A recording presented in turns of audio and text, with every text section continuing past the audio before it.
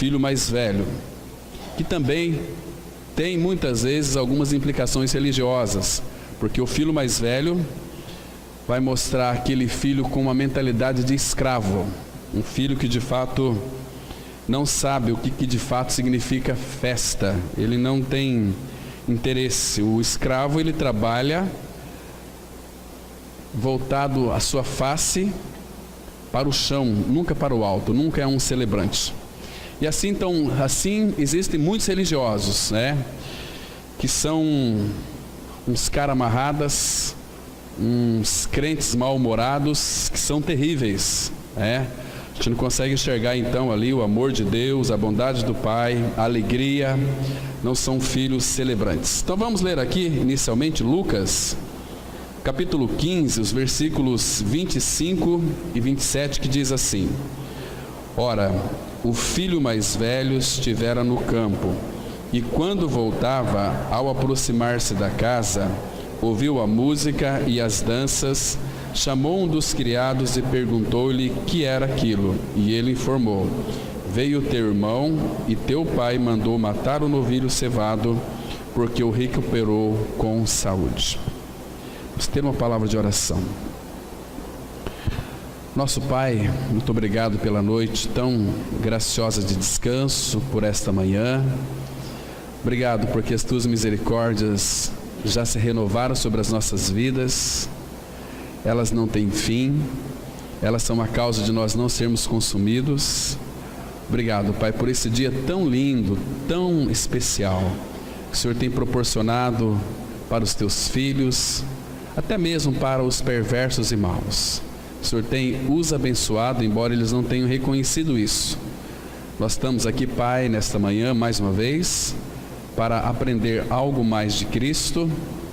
Que o teu amor, a tua graça, a tua misericórdia, Pai, sejam reveladas na pessoa de Cristo para nós, e que Ele seja acrescentado em nós mais um pouquinho nesse dia, Pai. Pai Santo, faz-nos compreender a tua palavra, não nos deixa, Pai, ficar com dúvida. O teu Santo Espírito, Ele deseja e quer que nós aprendamos dEle, nós estamos aos pés dEle. Por isso, ministra, Pai, aos nossos corações, em nome de teu Filho Jesus que nós oramos, amém. Vocês observam aqui que a partir do versículo 25 já começa a relatar aqui sobre o filho mais velho, que ele estivera no campo. Ele era um filho bastante, do ponto de vista humano, bastante acurado em suas obrigações, e também sempre almejou o reconhecimento das suas obrigações. Então nessa parábola aqui, irmãos, nós precisamos ver e desfrutar do amor do Pai. Agora, se nós juntarmos, preste bem atenção, se nós juntarmos aqui toda a bondade e a compaixão das mulheres e das mães que existem no mundo hoje, o amor delas para com seus filhos seria apenas uma débil sombra do amor incondicional de Deus. Nada pode se comparar ao amor do Pai. Então é bom que a gente, quando for estudar essa parábola aqui, nós tenhamos uma consciência real e clara do amor do Pai. O amor do Pai é um amor incomparável, é um amor tão grande, tão profundo, um amor que nos conquistou o nosso coração. É um amor que, quando ele é revelado para nós, não dá como para resistir o amor do Pai. Não dá para sermos religiosos. Nós então nos rendamos a este amor que é tão grande, tão profundo, porque a palavra fala que Deus amou o mundo de tal maneira que deu seu Filho unigênito, único gerado, único Filho, para que todo aquele que nele crê não pereça, mas tenha vida eterna. Então Deus amou o mundo de tal maneira. Essa palavra tal, ela não tem ou não dá para nós definirmos essa palavra, porque é um amor tão grande, mas tão profundo, tão inescrutável, que João escreveu: o amor de Deus Ele nos amou de tal maneira. Como que a gente pode mensurar, medir aquele que é imensurável, aquele que não se pode medir? Um amor tão grande, um amor que foi provado na cruz por cada um de nós. Lembra Romanos 5,8? Deus prova seu próprio amor para conosco, pelo fato de ter Cristo morrido por nós, sendo nós ainda pecadores. E uma outra coisa que é muito interessante, que naquela cruz também, irmãos, nós fomos incluídos naquele sacrifício, porque nós nascemos pecadores, com a natureza já perversa. Então o Pai nos colocou em Cristo, o Pai nos levou a Cristo. Então nós fomos ali crucificados com Ele e perdemos a nossa natureza pecaminosa, a nossa natureza de pecado, de Adão, né? Agora o Pai está trabalhando em nossa natureza terrena. Queridos, este filho, aquele que saiu de casa, ele representa aqueles que se afastaram de Deus. Agora, afastou de Deus porque ele estava se julgando no direito de sair em busca dos seus próprios interesses. Agora, este filho aqui, o mais velho, ele representa aqueles que trabalham duro para impressionar Deus com seu esforço. Então, guarde bem isso, Deus nunca vai ficar impressionado com o nosso desempenho, nunca. Deus nunca procurou o quanto que nós devemos desempenhar na sua obra, Ele não quer isso. Muito pelo contrário, o que agrada ao Pai é que nós o conheçamos. Isso agrada a Deus. Quanto mais nós conhecemos a Ele, mais nós iremos nos deleitar nele. Por isso que a palavra fala: deleita-te, agrada-te também do Senhor, e Ele satisfará os desejos do nosso coração. O nosso coração, ele é insaciável. Então somente Deus então tem essa capacidade para saciar o nosso coração. E isto para nós é tão maravilhoso. Agora, queridos, esses 2 versículos que nós lemos aqui, a gente percebe que é um quadro bastante comum nos nossos dias, porque este filho mais velho, ele era filho do pai, estava na casa do pai. Então, vamos fazer aqui uma contextualização e também uma aplicação para nós hoje. Irmãos, nós muitas vezes estamos na igreja, fazemos parte. Quando eu falo estar na igreja, não é palavra da cruz, isso não é igreja. Assembleia Batista, seja lá congregação católica, tudo isso é coisa do capeta. Igreja, o que é igreja? Igreja é o corpo de Cristo. Igreja é homens e mulheres que creram na sua morte e ressurreição com Cristo, tem o Senhor como cabeça. Então a igreja é um organismo vivo, homens e mulheres que creram, que são habitados pelo Senhor. Esses são igreja. Então a igreja se reúne no templo da palavra da cruz. Estão me compreendendo? Então, são igreja. Às vezes tem pessoas que elas pertencem a uma denominação que se diz igreja, mas que não são igreja, como aquele coxo lá em Atos 3, lembra? Ele estava ali todos os dias na Porta Formosa, ele se colocava ali, uma figura de muitos evangélicos e crentes, estavam ali pedindo esmolas, lembra? Eles pertencia ao templo, todo mundo o reconhecia como aquele que era daquele templo. Então ele era ali daquele templo e pedia esmolas ao povo. Queridos, mas aconteceu uma coisa extraordinária ali. Chegou Pedro e João, olhou para aquele coxo, aquele paralítico, e disse assim: olhe bem para nós, olhe bem, eu não tenho prata, eu não tenho ouro, mas o que eu tenho, isto te dou. Em nome de Jesus, levanta e anda. Então aquelas palavras de Pedro produziram no coração daquele coxo fé para que ele pudesse crer. Não tenho nem ouro nem prata, mas o que eu tenho, irmãos, muitas vezes nós não somos celebrantes, somos igual aquele mendigo ali atrás de migalhas. E o Senhor, irmãos, Ele tem tantas coisas para nos oferecer. Aliás, uma coisa para nós é o essencial. Nós não precisamos de coisas, precisamos de uma coisa.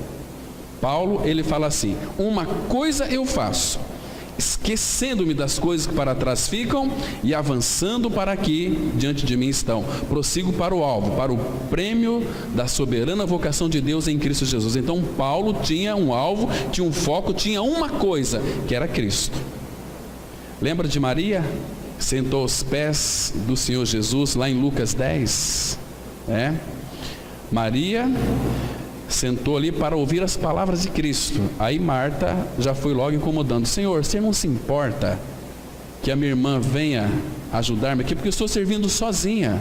Jesus já foi repreendendo: Marta, Marta, você se preocupa e te inquieta com muitas coisas, uma coisa só é necessária, e Maria escolheu a boa parte, e essa não lhe será tirada. Qual é essa boa parte? Ficar sentado aos pés de Cristo para ouvir as suas palavras. Entende?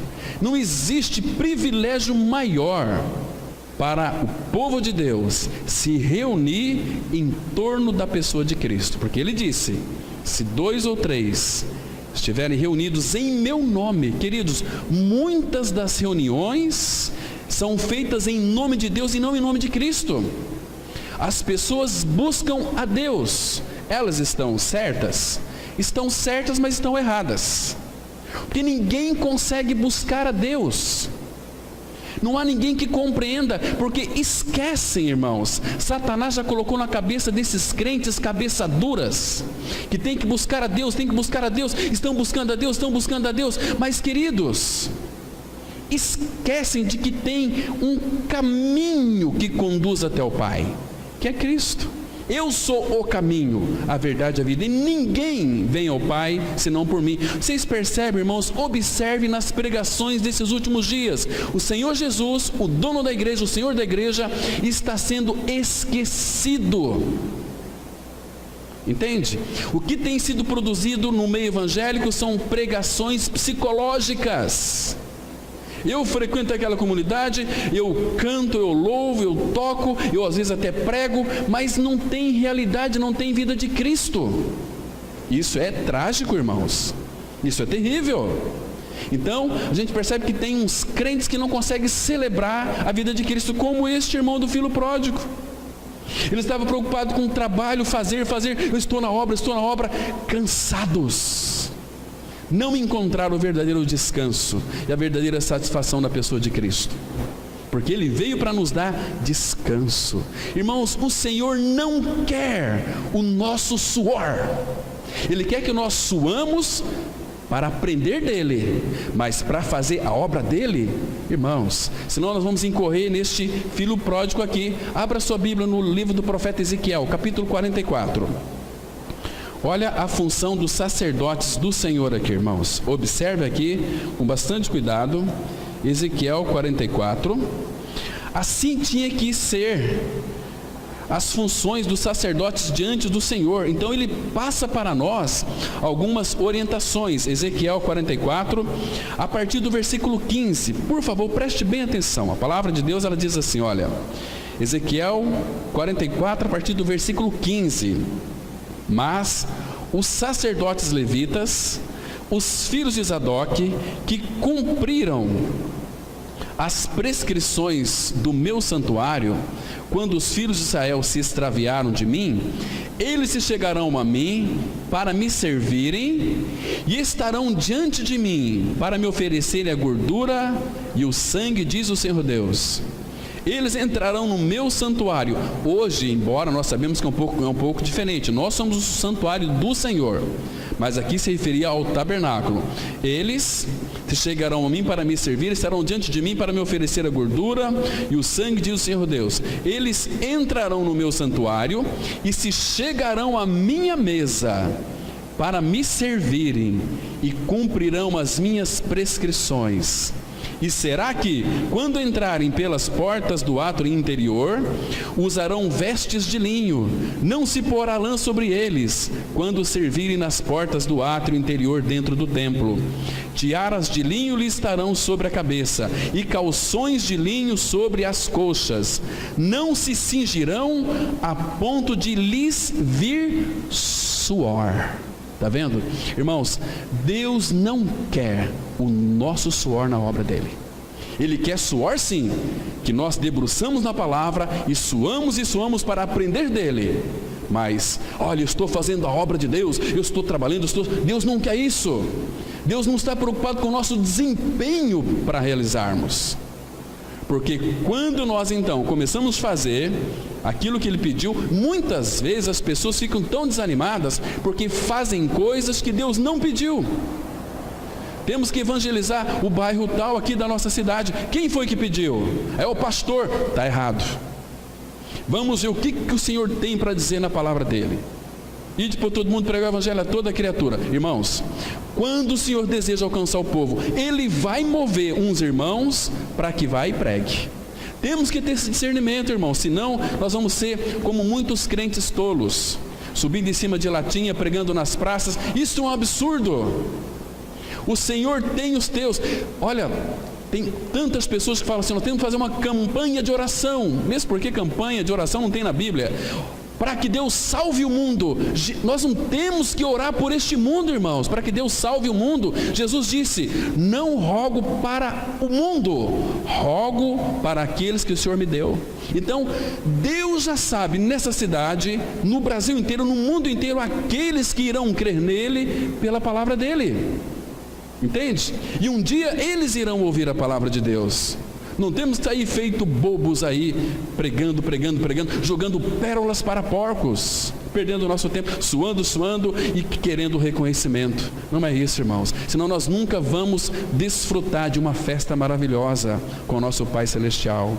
E o povo de Deus é um povo festeiro, porque tem uma coisa chamada alegria, porque tem Cristo. Cristo é a nossa alegria. Ele disse em João 15:11: tenho-vos dito essas coisas para que a minha alegria esteja em vós e a vossa alegria seja completa. Um cristão que não é alegre, ele é um contrassenso.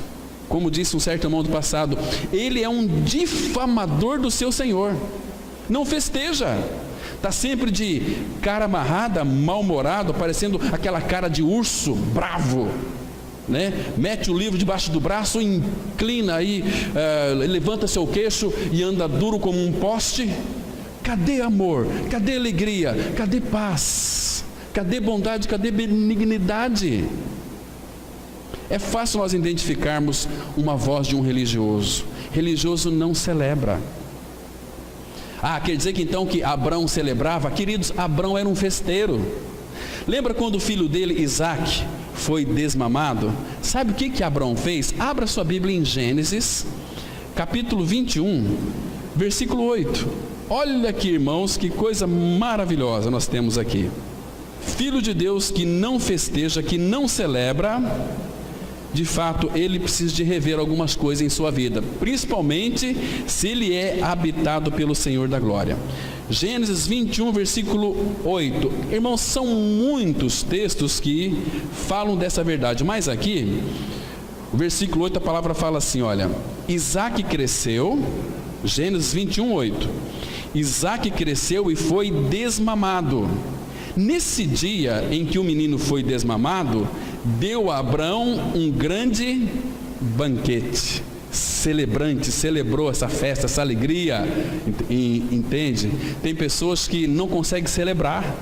São caras amarradas, cara daqueles cachorros bravos, né, que não pode nem ficar perto, senão ele vem e morde. Legalistas, moralistas, né?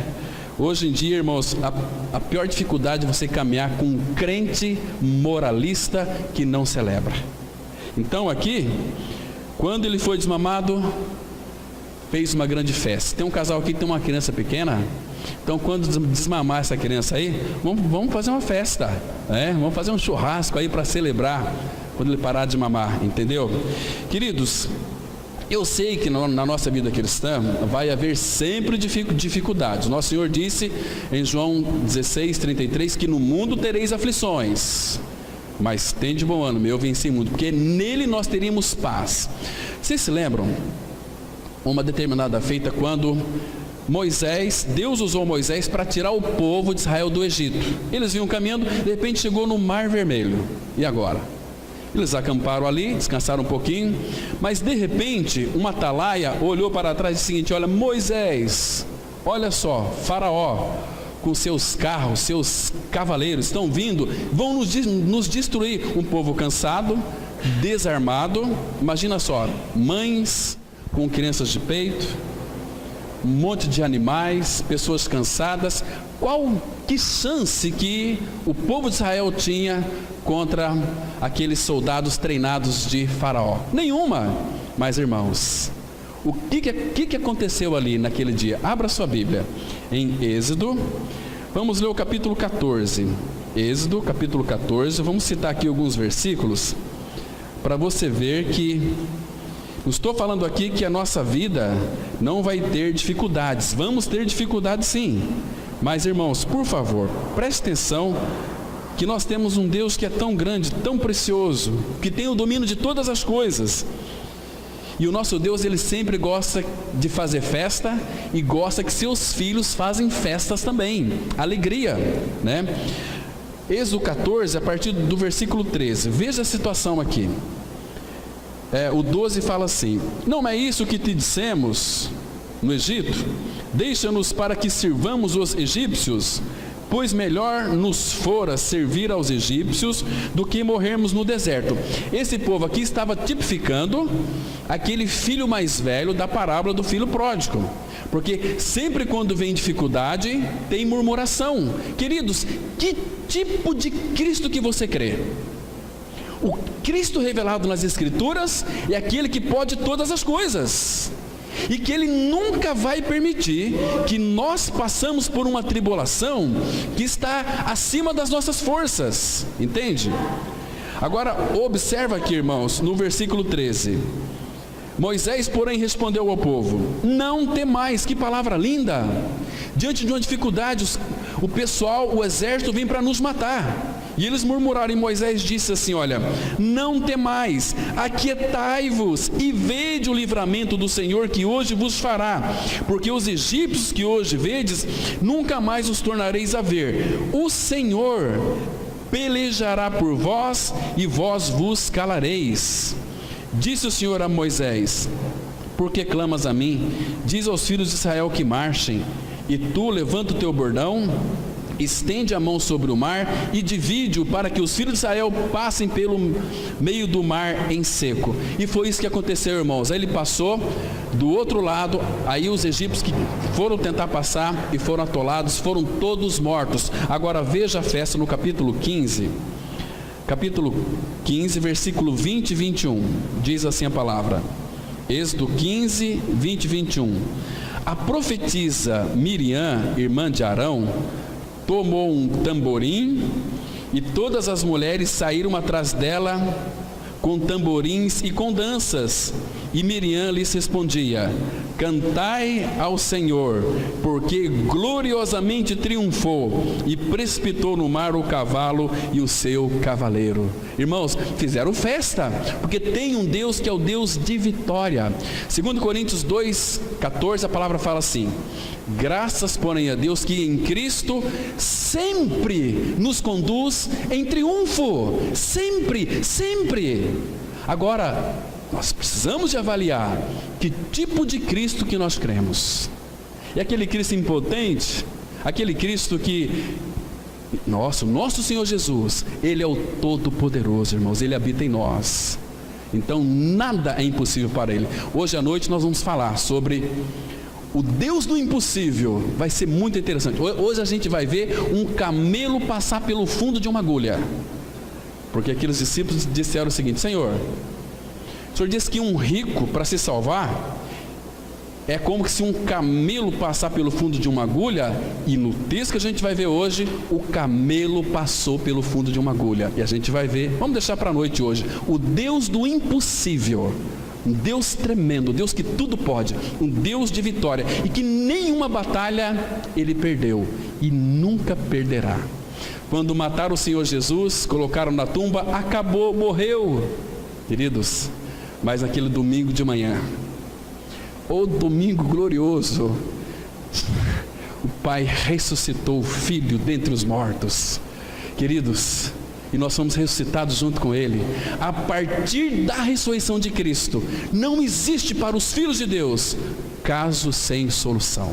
Nós temos um Cristo que é supremo, que é poderoso, que é criador e que habita dentro de nós. Já estou crucificado com Cristo, vivo não mais eu, mas Cristo vive em mim. Depois da ressurreição, a festa. Abre em Jeremias, capítulo 31, e a gente já vai aqui entrar no nosso estudo. Jeremias, Irmãos, eu quero que vocês apreciem esse texto, porque é a palavra do Senhor para nós, para o nosso desfrute, para nós desfrutarmos e nos alegrarmos, e parar de ficar com cara amarrada, com murmuração, mas vamos celebrar a vida. Vamos deixar de ser critiquento, vamos parar de criticar governantes, vamos orar por eles, porque a mão deles está na mão, aliás, eles estão na mão do Senhor. Olha só, Jeremias 31, versículo 3, presta atenção. De longe se me deixou ver o Senhor dizendo: com amor eterno eu te amei. Irmão, sabe o que significa? O Senhor ama a mim e a você com um amor que não se acaba, amor eterno. Te amei, por isso com benignidade te atraí. Aqui está apontando para a obra da cruz também, mas olha aqui, irmãos, versículo 4: ainda te edificarei e serás edificada, ó Virgem de Israel. Quem que é essa Virgem de Israel aqui? Que figura que é essa? Figura da igreja. Que coisa linda, irmãos. Ainda serás adornada, adornada com os teus adufes, e sairás com o coro dos que dançam, celebrantes, que festejam. Ainda plantarás vinha nos montes de Samaria, plantarão os plantadores e gozarão dos frutos. Irmãos, a vida de uma nova criatura é uma vida frutífera. Irmãos, Pai, quando encontra em nós murmuração, reclamação, esse meu esposo, essa minha esposa, essa vida, está tudo tão difícil, queridos, isso soa muito mal no coração do Pai. O segredo da vitória está em meio às dificuldades, celebrar a vida de Cristo, se regozijar. Esse sofrimento veio, é duro, é difícil, mas tem um que habita em nós, que é maior do que aquele que está no mundo, e pelo fato dele habitar em nós, nós podemos nos alegrar, inclusive nas tribulações. 2 Coríntios capítulo 7, versículo 4. Irmãos, isso é tão precioso. Isso aqui só funciona na vida de um crucificado. Se você morreu com Cristo, ressuscitou com Cristo, você é um celebrante. Mas se você não morreu com Cristo, você tem algumas ilusões religiosas da sua doutrina do novo nascimento, mas sem realidade espiritual. Você precisa de ganhar uma experiência de morte com Cristo, de levar sempre por toda parte o morrer de Cristo, para que a vida de Cristo se manifeste em sua carne mortal. 2 Coríntios 7, versículo 4, a palavra de Deus diz assim, presta atenção: muito grande é a minha franqueza para convosco, e muito me glorio por vossa causa. Sinto-me grandemente confortado e transbordante de júbilo em toda a nossa tribulação. Tribulação não é lugar de júbilo, mas para filho de Deus é, porque essas tribulações Deus transforma em nossas vidas em bênçãos, porque sem tribulação nós não vamos crescer, não vamos ser lapidados. Nós não podemos viver um cristianismo teórico. Nosso Pai é prático. E você sabe, e eu também sei, que existem em nós muitas coisas para serem lapidadas. A nossa chatice, a nossa rabugentice, a nossa irritação, a nossa cara de pitbull que nós temos, nós não celebramos. Ficamos com cara amarrada. Se o irmão lá está crescendo, a gente já fica aqui. O que aconteceu com ele? Por quê? Será que ele está fazendo alguma coisa errada? Será que ele está mexendo com droga? Será que ele está... Não, irmãos. Alegrai-vos com que se alegram. Chorar com os que choram é tão fácil. Você vai em um velório, você vê uma pessoa chorando, de repente você nem conhece o defunto, mas você vê uma pessoa chorando, você vai chorar também. É fácil chorar. Mas se alegrar com a felicidade dos outros, isso é só para quem é filho de Deus. Porque quem é crente e evangélico não consegue se alegrar com a alegria dos outros. Ficam aí remoendo por dentro. Não é filho, não é santo. Irmãos, nós temos que ser celebrantes, fazer festa. O filho mais velho representa aqueles que trabalham duro, que se esforçam, buscando o seu desempenho. Mas vamos hoje aqui entender um pouquinho esse lado, outro lado do irmão mais velho aqui. Jesus introduziu o caráter do irmão mais velho a fim de mostrar, mediante contraste vívido, a verdadeira natureza do sistema doutrinário farisaico. podemos perceber que esse irmão não possuía o amor ágape presente em seu pai. E além disso, revelou-se totalmente ignorante de tal amor e inimigo de qualquer manifestação nesse sentido. Ele trabalhara o dia inteiro no campo. Ao regressar, ouviu o som de música e de dança. Aborrecido, perguntou a um empregado o que estava acontecendo. O empregado lhe disse que seu irmão havia regressado e aquela festa era a celebração de boas-vindas da família. Os olhos do moço escureceram-se de ódio e voltou-se ao campo. Recusou-se a entrar. Ele repugnava o irmão menor, desprezava-lhe a memória e por dentro também sentia raiva de seu pai. Porque Lucas 15, 28, a palavra diz assim: e ele se indignou e não queria entrar. Saindo, porém, o pai procurava conciliá-lo. Está vendo aqui? Ele se indignou. A palavra indignou aqui é a ideia aqui de se enfureceu. Enfureceu contra seu pai. Sabia? Por quê? Porque, queridos, aquele irmão dele, ele nem considerava aquele como irmão dele. Saiu de casa, gastou tudo que tinha e voltou. Então ele se considerou mais justo do que seu irmão, porque ele trabalhava duro, mas ele trabalhava com a mentalidade de escravo. Ele não celebrava, porque se o irmão voltou para casa e se ele tivesse o amor do pai nele, ele também iria celebrar, porque recebeu o irmão são e salvo. Irmãos, nós aqui que são pais, imagina só você ficar longe do teu filho aí 5, 6 meses. Imagina teu filho te liga: pai, estou voltando para casa, estou morrendo de saudade.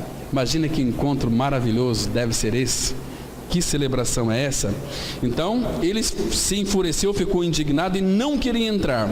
Agora veja aqui: saindo, porém, o pai procurava. Essa é a ideia do nosso pai, representado aqui por esse pai. Nós nunca, irmãos, fomos a Deus. Nós nunca buscamos a Deus. Sempre foi Deus quem veio nos procurar. Isso é bíblico. Abre em Romanos capítulo 3. Romanos 3, a partir do versículo 10. Olha só aqui, que figura linda. A Bíblia diz assim, Romanos 3, versículo 10 e 11. Que coisa mais linda, irmãos. Graças ao Senhor que Ele veio nos buscar.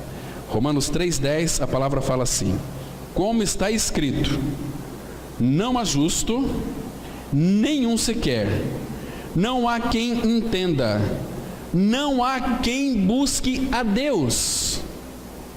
O 12 diz assim: todos se extraviaram, a uma se fizeram inúteis, não há quem faça o bem, não há nenhum sequer. Então, se não há quem busque a Deus, por que nós buscamos a Deus? Porque Ele veio nos buscar na pessoa de Jesus Cristo e nos deu capacidade para buscá-lo. Ele nos deu fé, com a fé dele para nós crer nele. Pela graça sois salvos mediante a fé. Isso não vem de vós, é dom de Deus, né? Não vem das obras para que ninguém se glorie. Então Ele deu a fé dele para a gente crer nele. Ele nos buscou e nos deu condições para buscá-lo. A gente às vezes é muito arrogante, né? Não, eu estou buscando a Deus, então eu encontrei. Não, irmãos.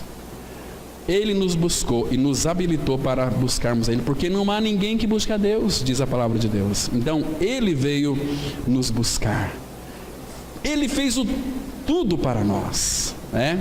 E falou: filho, tudo está pronto, creia. Porque a religião ela sempre fala assim: você tem que fazer isso, tem que fazer aquilo e fazer aquilo outro para você ser salvo e se tornar uma pessoa boa, para melhorar de vida. O Evangelho não faz assim. O Evangelho, quando Jesus Cristo morreu naquela cruz, deu o seu suspiro, Ele disse: está consumado. Então o Evangelho diz assim: olha, está tudo errado. Você precisa entender que tudo já foi feito.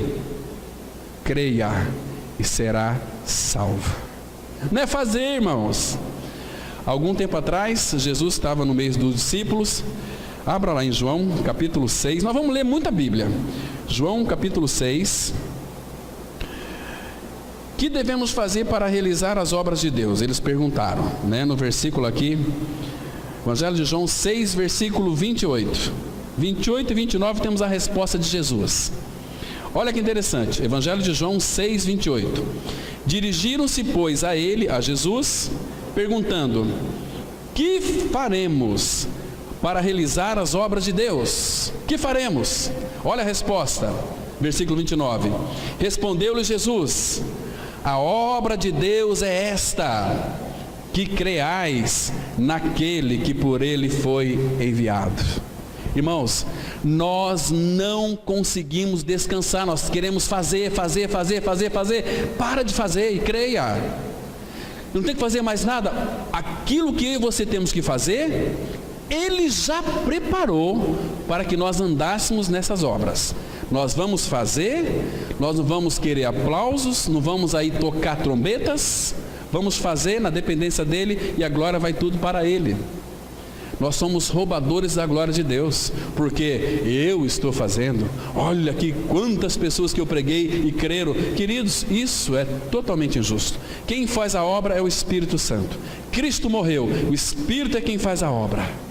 Nós temos que pregar a palavra, e a nossa pregação, se ela não for condizente com o nosso viver, a nossa pregação também, ela é em vão. Então, muitas vezes nós temos que usar até palavras, porque o nosso exemplo, ele fala mais alto do que as nossas palavras. Hoje tem muitos pregadores pregando a Bíblia, mas os seus exemplos não condiz com aquilo que eles professam. Professam muito amor, mas o coração está longe de Deus. Pessoas amarguradas, pessoas... é terrível. Religioso, todo lugar tem. O joio, todos os lugares tem. Então, esse mais velho aqui, ele se indignou e não queria entrar. Entrar onde? Para a festa. O religioso, o crente religioso, ele não celebra. Ele é cara amarrada, ele quer direitos. Eu fiz, eu trabalhei, e agora para ele tem festa? Né? Queridos, isso temos que avaliar aos pés do Senhor. Então o pai procurava conciliá-lo. Queridos, uma das coisas que nosso Deus e Pai fez conosco foi também nos reconciliar com o Pai. Por que reconciliar? Porque aqueles que creram hoje no Senhor, nós aqui que cremos no Senhor, e aqueles que irão crer no Senhor amanhã ou depois pela palavra dele, vai ser reconciliado. Sabe por quê? Porque nós estávamos em Cristo antes da fundação do mundo. Entramos neste mundo, o pecado entrou, nos separou de Deus, mas Jesus veio nos buscar, a sua noiva. Irmão, você é precioso, você é lindo demais, que maravilha. Eu e você somos eleitos de Deus, escolhido pelo Senhor desde a fundação do mundo. Que maravilha, irmãos. Como nós podemos ser pessoas tristes, orombáticas, como diz o pastor Glênio, né? Semiclofaltas, não tem jeito de ser. Então vamos avançar um pouquinho aqui, porque, irmãos, o que adianta viver na casa do pai e ser um filho solitário? O filho saiu, voltou para o campo, não queria festa. O que adianta isso, irmãos? Não, onde é que tem festa? É do povo de Deus, eu estou no meio. Jesus Cristo, ele era festeiro. Jesus Cristo se reunia com os pecadores, com os publicanos, e o almoço começava às 10 da manhã e até às 4 horas da tarde, comia aquele guisado, tomava o seu vinho e conversava palavras do reino. Que delícia que é sentar em torno da mesa com Cristo, nosso Senhor. Imagina aquele dia, irmãos. Jesus sempre foi servo e sempre vai ser servo, inclusive na glória. Imagina você, eu e você, que nós somos umas porcarias. A nossa estrutura é pó, nós estamos apodrecendo a cada dia que passa, mas nós temos a vida de Cristo. Vamos ganhar um corpo semelhante ao corpo da sua glória. E quando você for para a glória, tem um texto que eu amo. Veja aqui, Lucas 12, versículo 36 e 37. Irmãos, aprecie esse texto, peça ao Senhor para revelar isso no seu coração, que Ele vai revelar. Olha aqui que lindo. Lucas 12, 36 e 37. Sede vós semelhantes a homens que esperam pelo seu Senhor, ao voltar ele das festas de casamento, para que quando vier e bater a porta, logo lá abram. Olha o 37 agora, aprecie o 37. Bem-aventurados aqueles servos, a quem o Senhor, quando vier, os encontre vigilantes. Em verdade vos afirmo que Ele, Jesus, há de cingir-se, dar-lhes lugar à mesa e aproximando-se os servirá. Irmão, Jesus vai servir eu e você na glória. Tem cabimento isto? Naquela mesa, Abraão, Isaac e Jacó, e nós reunidos, e aquele que é o Criador, que morreu na cruz, vai nos servir naquela grande mesa. Imagina quanto que você é amado pelo Senhor, irmãos. Não se sinta aí um desolado, um solitário. Você é amado pelo Senhor, amado pelo Senhor. Que coisa maravilhosa. Como que nós podemos ter umas caras tristes e amarradas? Não tem possibilidade. Vamos avançar mais um pouquinho aqui. Então, em sua fúria, o moço revelou o que se aninhara no seu coração durante todos aqueles anos. Muito mal-humorado, o moço recusou-se e em seguida explodiu contra seu pai, dizendo, em Lucas 15, versículo 29, há tantos anos que te sirvo, sem jamais transgredir uma ordem tua, e nunca me deste um cabrito sequer para alegrar-me com os meus amigos. Está vendo aqui um filho dentro da casa do pai, mas tinha mentalidade de escravo, não celebrava. Pai, tantos anos eu te sirvo, e olha só, esse teu filho que desperdiçou com meretrizes, o Senhor recebe e faz festa. Pai, o Senhor é um pai injusto. Quem disse que a graça de Deus é justa? É justo porque Ele é justo, mas muitos legalistas, eles não se conformam, porque como é que Deus pode salvar aquela prostituta, aquele sem vergonha, aquele vagabundo, aquele traidor, aquele adúltero? A igreja é isso. A igreja é de ex-adúlteros, ex-drogados, a pior espécie que tem. Jesus não veio buscar gente boa, Jesus veio buscar e salvar o que se havia perdido. Que coisa linda, irmãos. Eu e você éramos miseráveis. Ele nos levou a um ponto de sermos chamados filhos de Deus em Cristo Jesus. Como não nos alegrar, irmãos? Como não nos alegrar?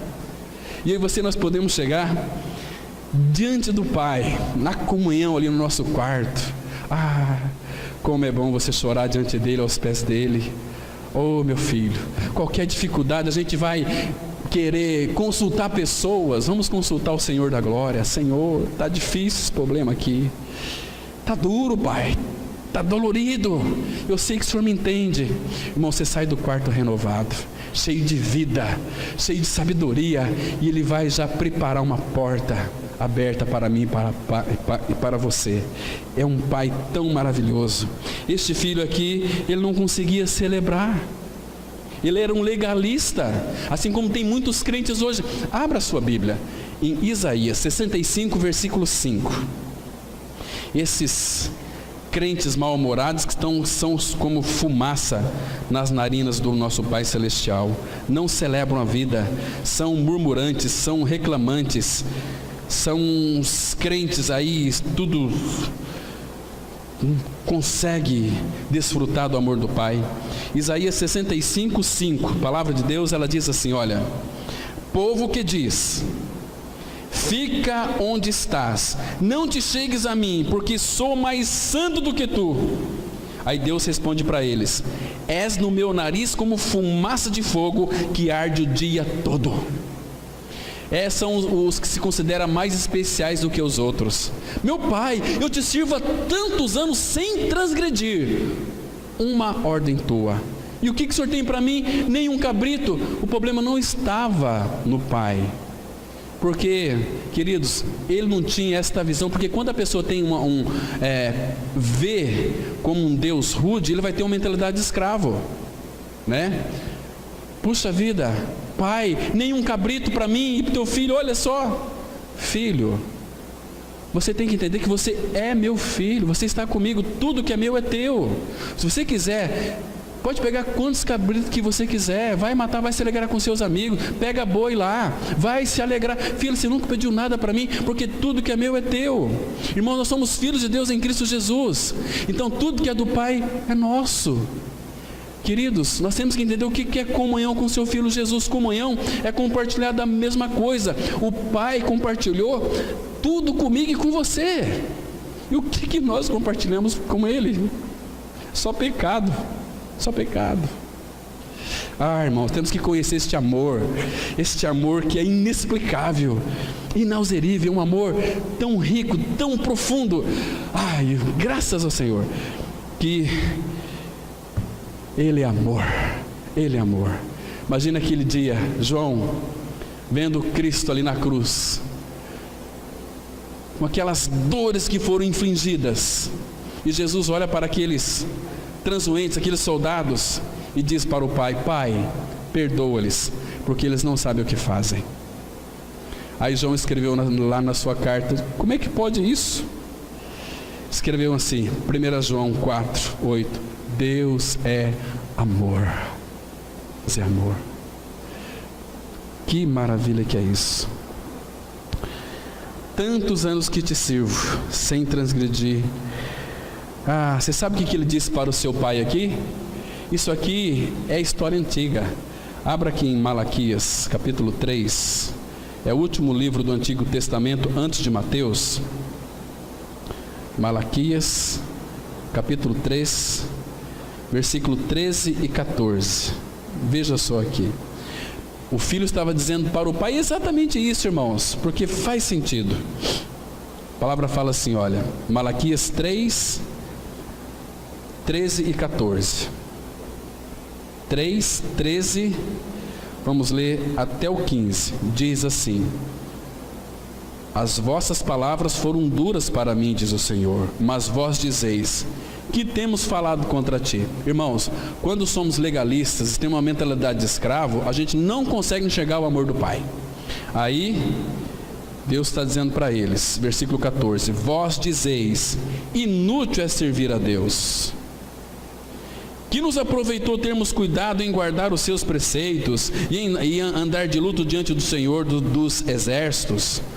Ora, pois, nós reputamos por felizes os soberbos, também os que cometem impiedade prosperam. Sim, eles tentam o Senhor e escapam. Entende? Não foi exatamente isso que aquele filho mais velho disse para o pai? Pai, eu te sirvo há tantos anos, então tudo isso para mim é inútil. Não, filho, você é o meu filho. Você é coproprietário dessa fazenda aqui. Tudo que é meu é teu, filho. O problema não está em mim. Você que não desfruta, você está comigo, você está na minha casa, mas não desfruta daquilo que eu tenho. Tudo é teu, filho. Eu sou teu pai. Pega quantos cabritos você quiser. Mas ele, bravo, eu não quero. Ficou birrento. Irmãos, vamos avançar um pouquinho mais aqui. E outra coisa, Lucas 17:10, o Senhor dá um conselho para nós, muito interessante. Isso aqui só funciona para quem é filho de Deus, para quem é crucificado. Ele diz assim, Lucas 17:10: depois de teres feito tudo quanto vos foi mandado, lembra? Reconheçais que sois servos inúteis, porque vocês fizeram tão somente aquilo que tinha que ser feito, né? Não fica atrás de direitos. Vamos avançar aqui. A palavra grega para servir ou servo é doulos, que significa estar escravizado. Porque ele diz para o pai aqui: há tantos anos te sirvo. Irmãos, nós não servimos a Deus, nós servimos a Cristo. Somos filhos de Deus em Cristo. Nós servimos o nosso Rei, o nosso Senhor Jesus. Nós somos filhos do Pai. Então ele argumentava que havia sofrido muito sob as leis decretadas por um pai feitor de escravos. Ele se considerava também um escravo, rápido na obediência a todas as ordens, devido ao seu pensamento pervertido. O moço entendia as palavras do pai segundo a mente de um escravo. O fato é que esse moço ainda não havia sequer começado a compreender a ideia de um relacionamento de amor no qual ele, como filho, era aceito e amado por quem era e como era. Irmãos, Cristo em nós é a garantia que somos alvos do amor de Deus. Olha que texto lindo na oração sacerdotal de Jesus em João 17, 23. Ele disse assim para o Pai: eu neles e tu em mim, a fim de que sejam aperfeiçoados na unidade, para que o mundo conheça que tu me enviaste e os amaste como também amaste a mim. Irmãos, que lindo aqui. Eu neles. Isso significa que Cristo está em nós. Significa também que o Pai tem todo o seu prazer em nós por causa do Filho. Este é o meu Filho amado, nele eu tenho todo o meu prazer. Quão grande prazer o Pai tem em nós, irmãos. Então, esse irmão mais velho aqui, ele está apontando para o terrível perigo de estar na casa do Pai, no corpo de Cristo, que é a igreja, somente cumprindo os deveres, obrigações e não desfrutando do amor do Pai. Isso é terrível, isso é trágico, né? Então esse moço, ele estava na casa do Pai, mas ele não era livre, ele era escravo numa maior escravatura dele mesmo. Ele diz: há tanto tempo eu te sirvo, e era um servo, não conseguia desfrutar do amor do Pai. Mas vamos avançar um pouquinho. O filho mais velho e mal-humorado não conhecia a alegria de amar ao pai e ao irmão com esse tipo de amor. Jamais houve um único dia em que ele trabalhasse por amor puro e simples a seu pai, a fim de prover-lhe sustento e ao mesmo tempo extasiar-se diante da ideia de ser co-proprietário da fazenda. O fato é que a mentalidade de escravo não imagina festas e celebrações espontâneas de alegria. É provável que esse moço jamais tenha desejado uma festa, até ver seu irmão no meio de tanta alegria. E as Escrituras nos exortam a que sejamos alegres sempre. Filipenses 4:4, a palavra diz assim: alegrai-vos sempre no Senhor, outra vez digo, alegrai-vos.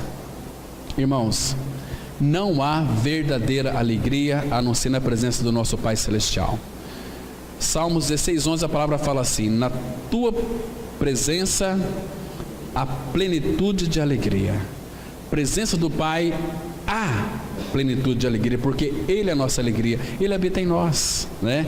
Isso é precioso. Paulo aqui estava preso, e ele diz aqui o seguinte: olha, alegrai-vos sempre. Sempre, se é sempre, também envolve as situações difíceis. Porque quando você está passando por uma situação difícil, se você não consegue se alegrar, vai diante do Pai e fala: Pai, a tua alegria ela é infinita e transbordante, e Ele vai fazer com que você se alegre. Irmãos, está dizendo que isso aqui é impossível? Claro que não é impossível.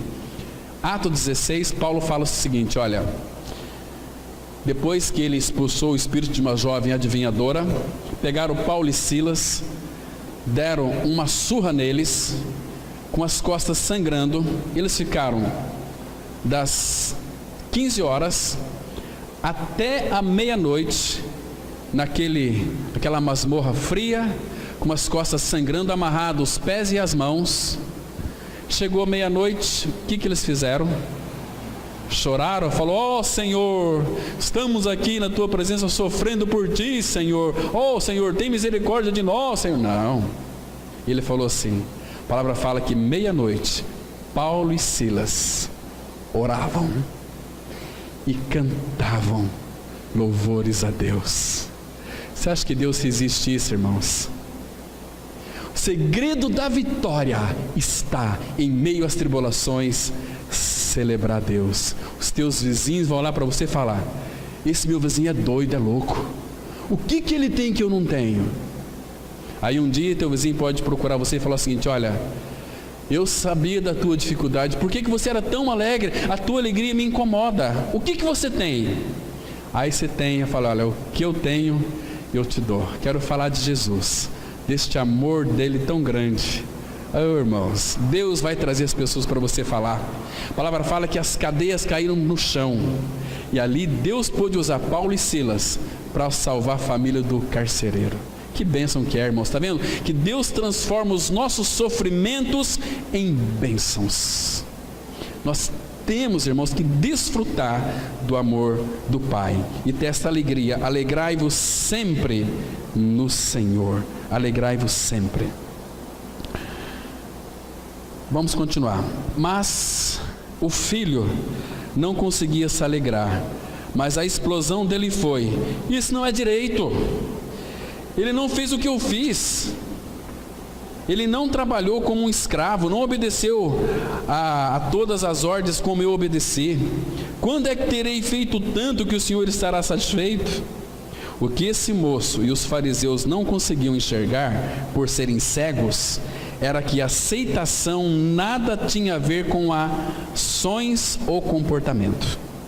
Tinha tudo a ver, entretanto, com o amor do Pai. É fundamental que todo filho de Deus em Cristo creia e desfrute deste amor incomensurável. Vamos ler novamente aqui, Jeremias 31, verso 3. De longe se me deixou ver o Senhor, dizendo: com amor eterno eu te amei, por isso com benignidade te atraí. Irmãos, e Jesus disse que, João 12, 32, quando ele fosse levantado da terra, ele atrairia todos a ele mesmo. Então, quando levantar a cruz, fomos colocados em Cristo, e ali nós morremos com o Senhor. Por isso que ele diz: já estou crucificado com Cristo, vivo não mais eu, mas Cristo vive em mim, disse Paulo em Gálatas 2:20. Se essa experiência de Paulo também é a minha e a sua, porque Deus não faz acepção de pessoas. O nosso velho homem foi crucificado com ele. Tudo foi por amor a nós. Irmãos, que coisa mais linda, que coisa mais preciosa. Vamos avançar um pouquinho. O pai havia menosprezado o comportamento do filho mais velho, e ao proceder assim, estava afirmando que as suas ações nada tinham a ver com aceitação ou rejeição. A aceitação dependia de quem era o pai e não do que o filho fizera. Procurar a aceitação de Deus mediante a modificação do comportamento reduz o cristianismo a uma fórmula, em vez de mostrá-lo como realmente é: um relacionamento dinâmico com Deus, trazido por Cristo. Isso ele mesmo já nos declarou em Miqueias 6, versículo 8, que diz assim: ele te declarou, ó homem, o que é bom e o que é que o Senhor pede de ti: que pratiques a justiça e ames a misericórdia e andes humildemente com teu Deus. Irmãos, isto não é difícil, isto é bênção para nós. Praticar justiça. Não há nenhum homem justo, mas ele nos justificou. Romanos 6,7 fala assim: aquele que está morto, justificado está do pecado. Nós morremos com Cristo. Então o justo hoje, que nos justificou, habita em nós. Então, qual é a nossa dificuldade em praticar a justiça, sendo que ele é o obediente e Cristo mora em nós? Então, é não mais eu, mas Cristo. Vamos praticar a justiça. Amar a misericórdia. Amar a misericórdia. Olhar essas pessoas com misericórdia.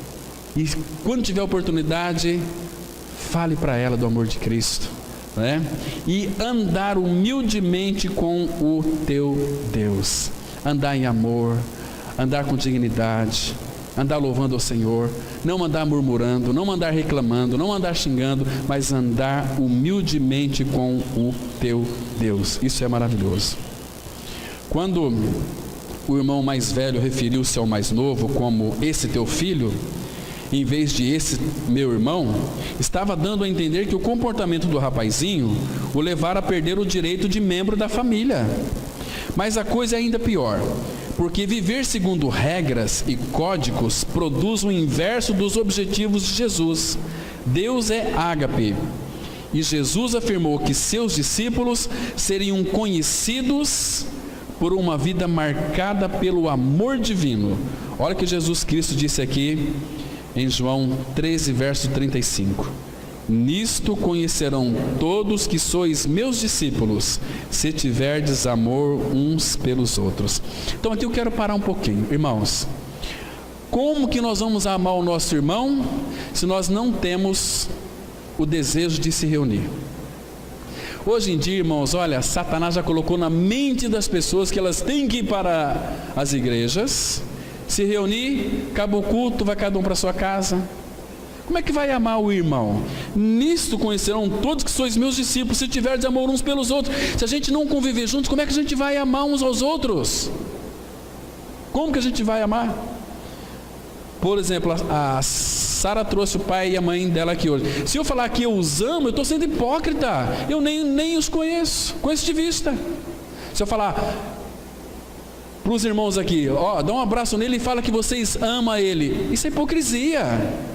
Eu vou amá-lo quando eu conhecê-lo, conviver com ele, sofrer junto com ele, se alegrar com ele. Olha, meu irmão, agora eu te amo em Cristo Jesus. Aí sim. Mas caso contrário, às vezes a gente vai em algumas comunidades, né? Aquele líder lá da frente sem noção nenhuma fala assim: olha para o irmão que está do seu lado e fala que você ama ele. E vai os crentes idiotas, hipócritas: ah, eu te amo. Ama coisa nenhuma. Eu quero que você seja feliz. Leva um tropeção e quebra o nariz. É assim que a gente agimos e fazemos sempre, né? Mas irmãos, abrem 1 João 3, verso 14. 1 João 3, versículo 14. Irmão, isso é muito sério, é a palavra de Deus. Por favor, preste atenção e comece a viver mais intimidade com seu irmão, porque senão você vai ser simplesmente um crente religioso, um evangélico. E lugar de crente evangélico é no inferno. Quem vai para a glória é só quem é filho de Deus, só quem é santo, só quem é nova criatura. 1 João 3,14, a Bíblia diz assim, olha: nós sabemos que já passamos da morte para a vida, porque amamos os irmãos. Aquele que não ama permanece na morte. Está vendo aqui, irmãos? 1 João, primeira carta de João 3,14.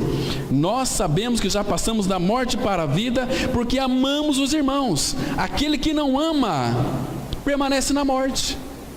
Você está entendendo aqui esse texto? Você parou para analisar? Olha aí no capítulo 4, versículo 20, de 1 João 4,20. Se alguém disser, amo a Deus, e odiar a seu irmão, é mentiroso. Pois aquele que não ama seu irmão a quem vê, não pode amar a Deus a quem não vê.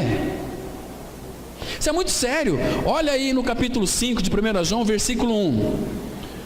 1 João 5,1, a palavra de Deus, ela diz assim: todo aquele que crê que Jesus é o Cristo é nascido de Deus, e todo aquele que ama ao que o gerou também ama ao que dele é nascido. Deixa eu explicar aqui para você. Então, todo aquele que crê que Jesus é o Cristo é nascido de Deus, nasceu de Deus. Então, muito bem, você é filho.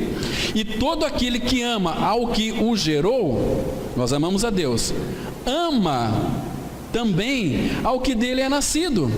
Então, todo aquele que é nascido de Deus é meu irmão, é minha irmã. Eu preciso amá-lo, porque se eu não amar meu irmão, eu permaneço na morte. Queridos, nós não podemos viver um cristianismo de teoria. A nossa vidinha, o nosso reduto, nós somos igreja, irmãos. Nós vamos viver eternamente. Imagina só, se você se apresentasse diante de Deus hoje, e daí? Você olharia para os olhos dele e poderia dizer: eu amei meus irmãos lá sim, que são teus filhos. Irmão, isso é muito sério. Nós temos dificuldade em até amar ao Pai, até amar a Deus. Você ama a Deus? E Paulo fala em 1 Coríntios 16, 22: se alguém não ama o Senhor, seja maldito, anátema. É muito sério, irmãos. Cristianismo não é brincadeira, é muito sério. Vamos continuar aqui. Então é trágico que a religião só consiga produzir orgulho no coração da pessoa e desprezo por todos quantos não acatam os preceitos específicos da seita. A religião mira-se no espelho de seus mandamentos e em seguida espreita os que não pertencem ao mesmo círculo de presunçosos e orgulha-se dizendo, aí Lucas 18:11, ó Deus, graças te dou porque não sou como os demais homens, roubadores, injustos e adúlteros, nem ainda como este publicano. Está vendo aqui? Hoje em dia nós temos dentro das igrejas só a maioria pessoas legalistas, que tem um código de ética. Eu não faço isso, eu não me relaciono, eu não perdoo, eu não amo. Gente, misericórdia! São os crentes filhos do diabo. São crentes pecadores, porque a palavra fala: quem comete pecado é do diabo. 1 João 3:8. Quem comete pecado é do diabo. Nunca foram justificados. E quando que uma pessoa vai ser liberta do pecado? Quando ela crê que ela morreu com Cristo, sabendo isto, Romanos 6,6, que o nosso homem velho foi com ele crucificado, para que o corpo do pecado seja destruído. Paulo fala em Romanos 6,2, que como nós podemos viver ainda no pecado, nós que para ele morremos? Não tem possibilidade. Você morreu para o pecado. Deus não ressuscita pecado, a não ser que você não ganhou uma experiência de morte para o pecado com Cristo. Tem gente aí lutando contra o pecado. Contra o pecado você não se luta, você se morre para o pecado. O salário do pecado é a morte. Cristo morreu, mas fez você morrer com Ele. Colossenses 3,3, a palavra fala assim: porque morrestes, e a vossa vida está escondida com Cristo em Deus. Você já está lá, porque você morreu para o pecado. O pecado não terá domínio sobre vós. Que cristianismo é esse que nós estamos vivendo, irmãos? Cristianismo de meia sola? O cristianismo mequetrefe? Será que esse é o cristianismo? Dos murmurantes ou daqueles que são alegres, felizes nos feitos do Pai? Então aqui tem muitos que são dessa forma. Ó Deus, até muda, né? A maneira de falar, ó Deus. Olha, quando eu vejo alguém falar assim uma oração, ó Deus, estamos aqui. Não, eu tenho dificuldade, porque ali falta intimidade.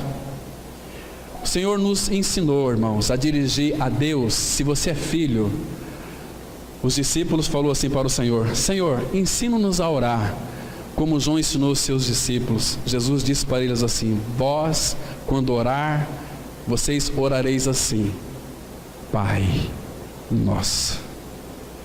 Pai. As pessoas oram assim: ó Deus, ó Senhor. Pai, em nome de Jesus. Pai, que delícia. 1 João 3,1, a palavra fala assim: vede que grande amor nos tem concedido o Pai. Você é filho, chama-o de Pai. Muito melhor.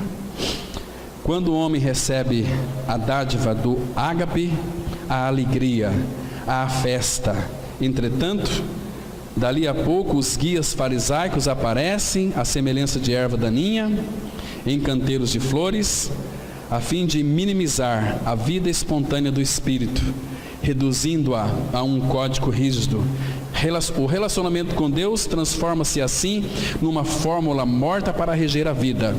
Ao longo da história, o Espírito de Deus tem se manifestado continuamente entre os homens e aberto seus olhos para que vejam o grandioso e incondicional amor revelado por Deus em Cristo Jesus.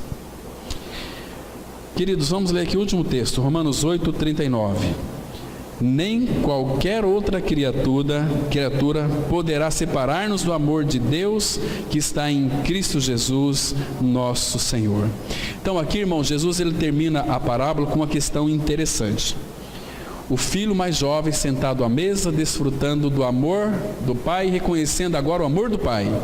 E o filho mais velho está fora da casa, remoendo o seu ressentimento.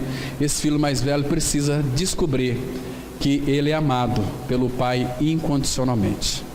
Irmãos, então que Deus revele cada dia mais aquele que é o amado da nossa alma, o nosso Senhor Jesus, para que nós venhamos a expressá-lo no nosso dia a dia, levando sempre e por toda parte o morrer de Jesus em nosso corpo, para que a vida de Jesus se manifeste em nossa carne mortal. Aí sim nós seremos cristãos verdadeiros, filhos de Deus em Cristo Jesus, santos e amados do Pai, não crente, não evangélico, não essas coiseiras de religião aí que não leva a lugar nenhum. Vamos nos colocar de pé, vamos ter uma palavra de oração? Nosso Pai, continue, Pai, revelando a Tua palavra em nossos corações. Pai amado, que privilégio nós temos de poder chegar diante do trono da graça, como os Teus filhos amados, porque Cristo já fez a obra. Oh Pai, Ele nos incluiu naquele sacrifício. Nós morremos e ressuscitamos com o Filho, Ele é a nossa vida. Pai, traz a revelação da pessoa de Cristo em nós. Precisamos tanto dEle. Sem Ele nós nada podemos fazer. Por isso, Pai, essa palavra que foi trazida aos nossos corações nesta manhã, Tu a imprimas em nosso coração. Sabemos que ela não vai voltar para Ti vazia, mas fará aquilo que lhe apraz. Ela vai prosperar naquilo para que foi designada. É no nome de Teu amado Filho Jesus que nós oramos. Amém.